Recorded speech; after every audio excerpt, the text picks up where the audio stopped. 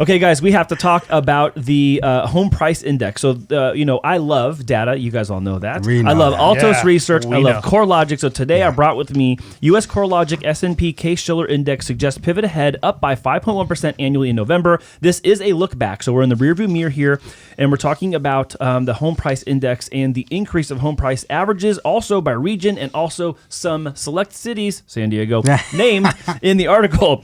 So, it's just crazy. Here's the thing. I know, and I understand, again, we've had to address this before on the show. People go, oh, the housing is going to crash. There's going to be a collapse. Yeah. Everything's falling apart.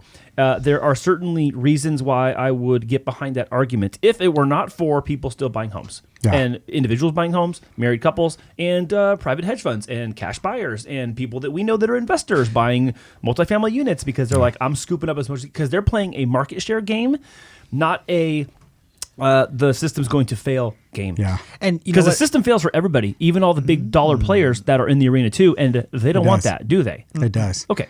And I mean, hey, we have all these DIY, we have Selling Sunset, we have all these things, we have social media. There's so many people out there just buying, and they're finding creative ways how to get stuff done.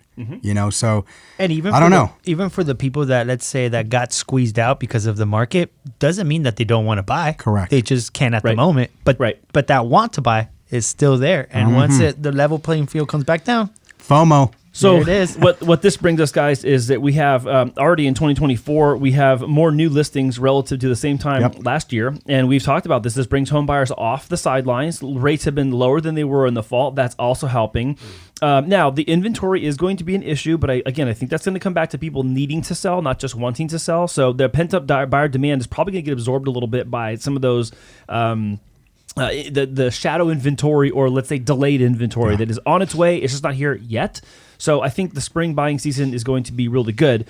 One of the actual data points I wanted to share was that as of November, the index rose by 5.1% year over year since November of 22. So basically from November of 2022 to November of 2023, this is the average across the country, even in places that have negative and some that are super 5.1%. Wow. So do the math on that. That's crazy. In the first segment of the show, we're talking about certificate of deposits with a 5% return. Now we're talking about real estate that if you bought in November of 2022, and you compare it to November of 2023, you're at 5.1%. Yeah. Now, in some places, it's a lot higher in certain parts of the country. When you look at the 10-city and the 20-city composite indexes, they posted the fifth month of annual increases in November, up by 6.2% and 5.4% respectively. Yep. And both indexes are also up by 7.5% and 7% respectively since the beginning of 2023. And this is nationwide. This is nationwide. This includes the places that are struggling still. Which is crazy. Places that are struggling are weighing this number down. And the places that are above it are like well above it. Yeah. We're not talking 5. We're talking like 10. West Coast, baby. Yeah, West Coast not mentioned. The first one is Detroit at 10%, but okay. Isn't that crazy? No, but later on in the article, we get the West Coast. Yes, but again, all statistics and all math are need to be purviewed and looked at from the window of time measured. Yeah. So are we measuring Detroit from that same time? Yeah, okay, well, it had a glut. So now it's up 10%. San Diego up by 9.9%. 9.9. Chicago up 8.8%. Chi-Town, Chirac. Here's the thing that the article brought up, and I want there to be some interaction here. Compared with the 2006 peak, the 10-city composite index is now 47% higher, while the 20-city composite is up by 54%. Crazy. Nationally, home prices are 16% higher, adjusted for inflation, compared with 2006. Here's the question. Back in 2006, at the peak of 2006, who was yelling, buy now, and who was yelling, this is insane, no one should buy a house? Michael Burry. Michael Burry. Damn. Sorry, guys. Hey, just for context. Joining us for the Mortgage Show. See you next week. Hey, just for context, as soon as you asked the question and said in 2006, I just said Michael Burry. That's it. No. Well, I wasn't even born. Watch the movie. Why do you think I'm asking this question? Why do you think I'm asking this question about 2006 and the quote-unquote peak of 2006? Why am I asking that? Andy? Well, you have a lot of people saying the same thing right now, don't you? Yeah. People are saying you should be buying now because it's only going to go higher. Correct. And you see some people like, I would never buy now. This is insane. Why at that rate? Why at that price? The same stuff was being argued back in 2006. And where do we find ourselves? 47% higher in one composite and 54% higher in the other. Wow. I said other. not the other, but the other. We got him. We got one on him. Jesus. So, look, it's really hard to look at these things and then I'm not gonna say and not be able to compare. You have can, compassion. Right? It's not a lack of compassion. It's like, how much are you willing to die on the hill for the math not working out in your favor? Yeah. And there's just so much of this. I see that it kind of becomes like it's old. It's like, man, this is so old. Well, I mean, we saw December. As soon as the rates kind of started coming down by 1%, we saw oh my goodness, it was pretty crazy. And obviously, you always start off the new year with a little bit of like, okay, I don't got time for that right now. We're kind of doing things, right? Yeah, but look how many escrows are open right now. Yeah, you have exactly a lot of escrows open right now. You had, I'm going to say it, you had 7 new leads on Monday alone. Yeah. Right? Okay, so are we going to... People are coming out. Are we going to ignore that and just pretend like the phone isn't ringing and the emails aren't coming in? No, and I'll be honest, because there was lying. There was months where it wasn't like that. It's already last year, exactly. There was months where there wasn't like that, and all of a sudden from one day, literally feels like one day to another...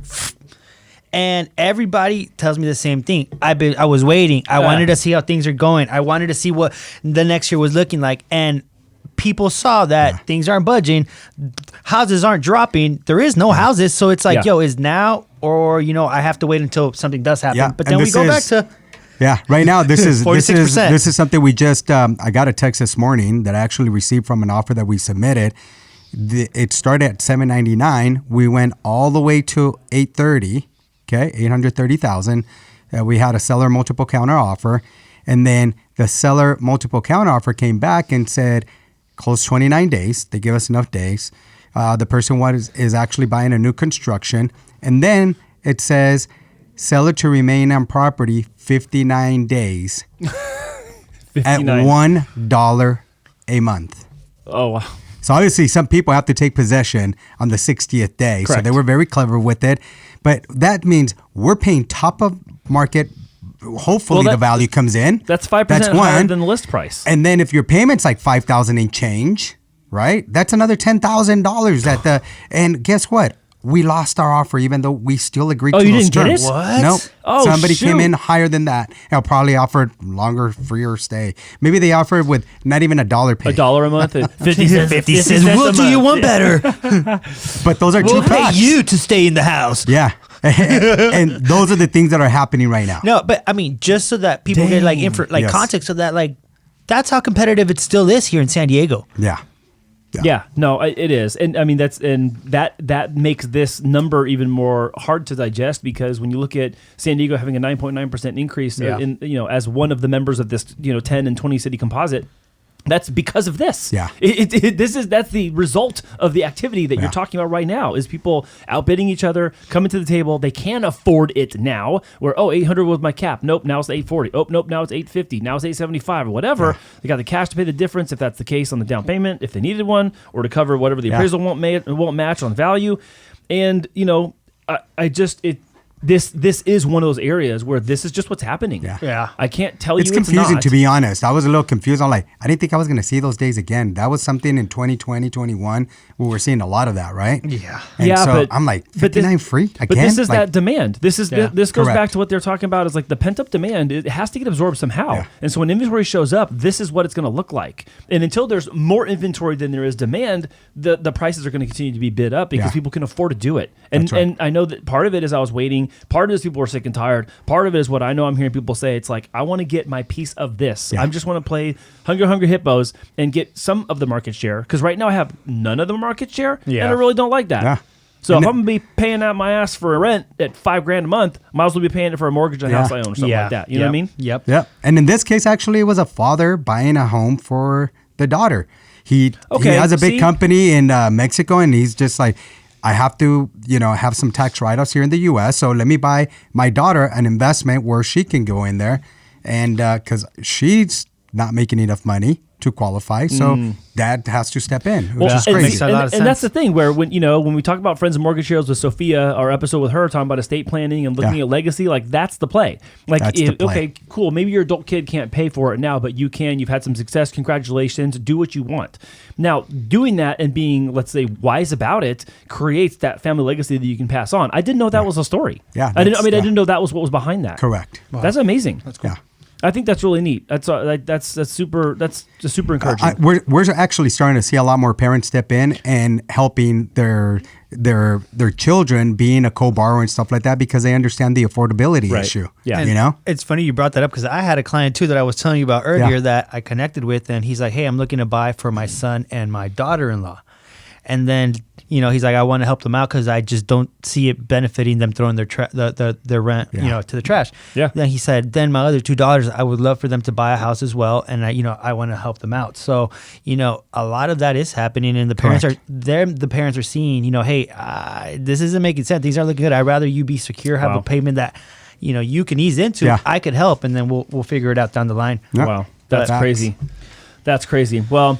Overall, in general, of the 20-city composite, only one city had a negative or had a decline in value, and that was Portland, Oregon, and it was Oregon. 0.7%. So it's less than 1%. Wow. I mean, it's almost statistically negligible at that point. But for the 20-city composite to be all positive except for that one, and that one's so negligible, not that big a deal.